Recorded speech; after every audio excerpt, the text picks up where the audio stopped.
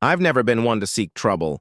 In fact, after 30 years of hard work, I bought a secluded ranch outside of town to escape it. Quiet land, my own water well, a small stable, a few cattle, and the kind of freedom city life doesn't offer. For the first year, everything was perfect. The stars were brighter, the air was cleaner, and no one told me what I could or couldn't do on my own land. That was until the Hillside Meadow Homeowners Association started extending their greedy reach. They weren't even supposed to exist near me. Their development ended a quarter-mile up the hill from my south fence. But as their neighborhood expanded and new houses popped up like weeds, they began to believe they had authority over everything within eyesight, including my ranch. The first hint of trouble came when a smug-looking man in a shiny truck parked outside my gate and introduced himself as Darren, the HOA president. He handed me a packet of papers and smiled like he was doing me a favor. "We'd like to welcome you into the Hillside Meadow community," he said, as if I'd asked to join. I didn't take the packet. I told him my property was private, independent, and not governed by any HOA bylaws. His expression changed quickly. That smile vanished like it had never been there. "Well," he said, "we'll see about that." And they did see. In the weeks that followed, I started getting letters, some official-looking, others typed like they came from someone's teenage kid. They claimed I was in violation of aesthetic standards, that my barn was an eyesore, that my gravel driveway posed an environmental concern, that my fencing exceeded height restrictions. All nonsense, none of it legally binding. I ignored every single one. That's when things turned aggressive. One Saturday morning, I left for town to get supplies. When I came back 2 hours later, the gate I had built with my own hands, solid oak and steel hinged, had been removed. In its place was a brand new aluminum gate with an electronic lock and keypad. My keypad didn't work. My keys didn't work. My remote didn't work. I was locked out of my own land. And nailed to a post beside it was a shiny HOA sign that read, "Community Maintenance Access, no unauthorized entry." I was furious. I climbed over the fence and marched straight to the gate to inspect the mechanism. Not only had they installed their own gate without notice, but they'd buried the electronics underground, ran it into their power supply, and hooked it to their central access system. The trespass was total, and the message was clear. They thought they had control now. Could have gone to the sheriff, but I knew better. Out here, HOA boards were full of retired attorneys and friends in low places. If I was going to fight them, I had to do it smart. So, I went quiet. Didn't complain, didn't call, didn't even cut the lock. Instead, I made a plan. The first step was documentation. I installed hidden cameras around the gate, disguised as birdhouses and trail cams. I wanted proof of what they'd done and how often they accessed my land. Over the next month, I gathered footage. HOA members using my road to shortcut to the lake. Teenagers partying near my stables. Even construction vehicles rolling across my pasture without permission. The trespassing was constant. Meanwhile, I began laying the groundwork for something bigger. I reached out to my old buddy Vince, a land surveyor, and had him run the entire property line with drones and instruments. The results were crystal clear. My property line extended 20 feet beyond the new gate. The HOA had installed their gate on my land. Next, I met with a real estate attorney, one who'd dealt with rogue HOAs before.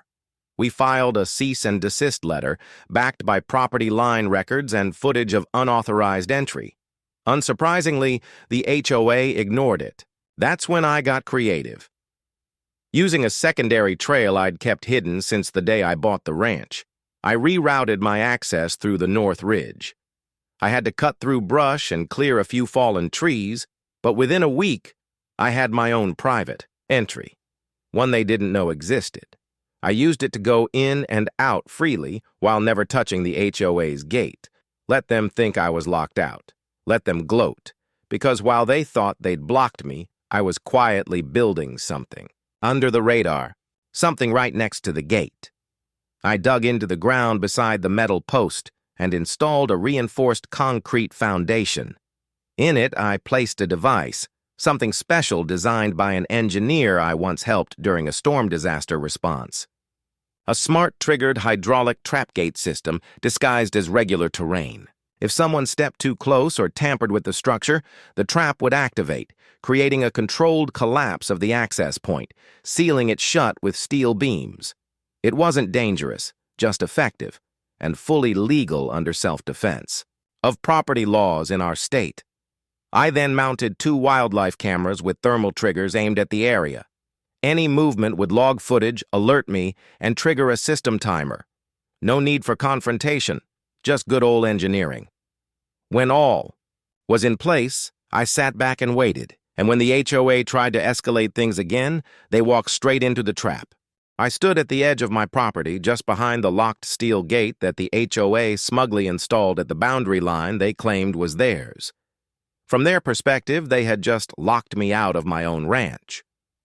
But what they didn't know was that this gate, the very symbol of their arrogance, had been part of my plan for months. It wasn't just a gate, it was bait.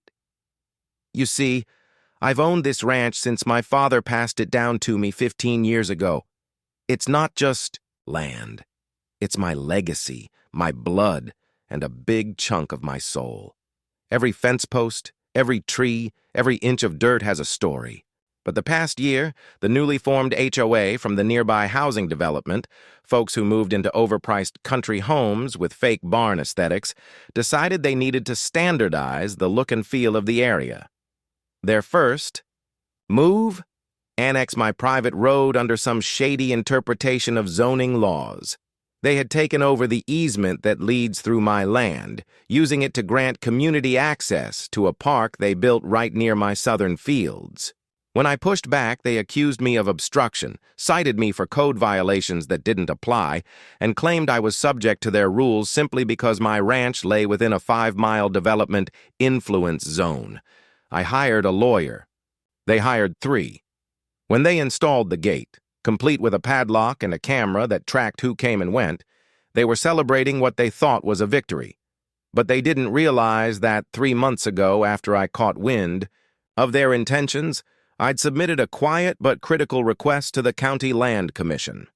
My property was already outside of HOA jurisdiction. What I needed was proof, and I got it. I also filed a petition to have the easement legally dissolved based on their breach of agreement. When they constructed permanent structures, like that gate, they violated the terms of the original land use grant. It took weeks of paperwork, but the judge ruled in my favor. Only, I didn't enforce it right away. I waited. The gate? It stayed. Why? Because I rigged it. Not in any dangerous way, and I'm not crazy, but I had some fun with it. The camera they installed? I tapped into it remotely. I watched every smug entry and exit, every board member smirking as they felt they had conquered my land. I even added my own modifications. A timed sprinkler system wired underneath the gravel that would trigger every time someone stood near the keypad for more than 10 seconds. The sight of HOA members drenched and scrambling was entertaining, to say the least. But the real move came when I activated Phase 2 of my plan. Using my newly re-established rights, I commissioned a bulldozer team, quietly, to clear a second road through the opposite end of my property. The old cattle trail, which hadn't been used in years, was smoothed, gravel-paved, and connected to the county road system. This new access point meant I no longer needed the gate entrance at all. But I kept it active for one reason: to trap the HOA in their own mess. A few weeks later, the HOA held their monthly meeting at the park pavilion, which, remember, they could only reach through the gate they installed on my land.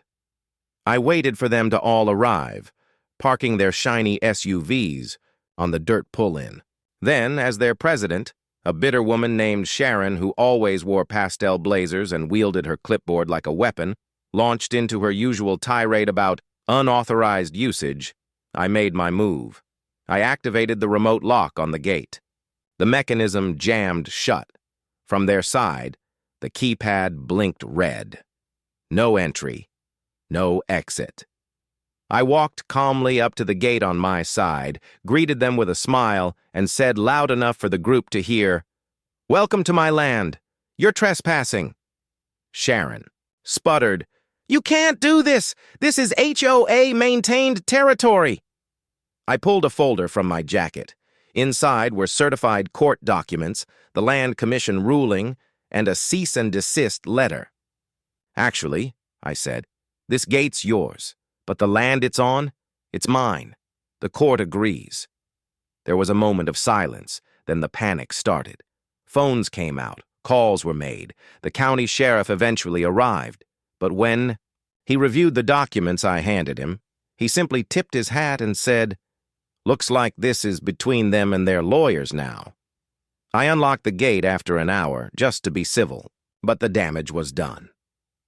That night, I sent a certified letter to the HOA, billing them for unauthorized use of land, camera installation without consent, and damages to my property from their park-goers.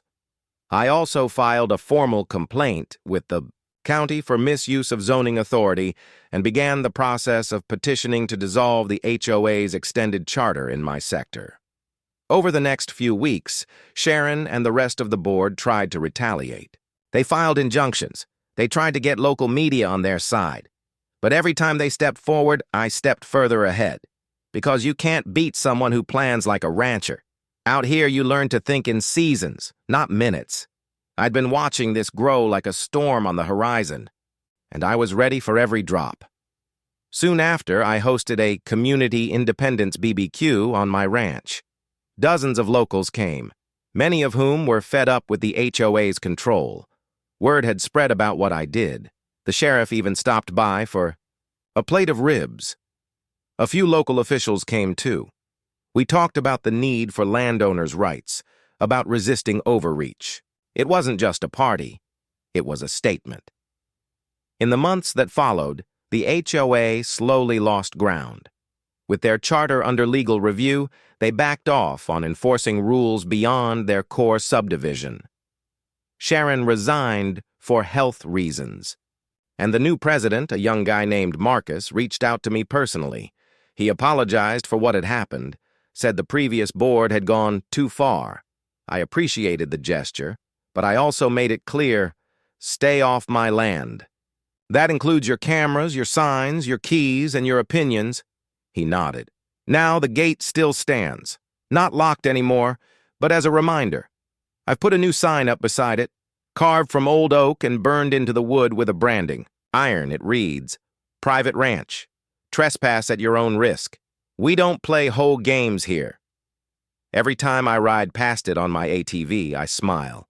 Because in a world where bureaucracy often stomps on the little guy, I turned the tables. I didn't just beat them in court.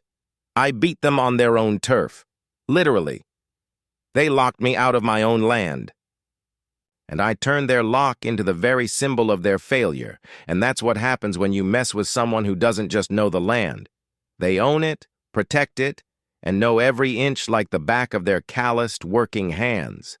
Hey, HOA learned the hard way that some gates don't keep people out. They trap the foolish inside.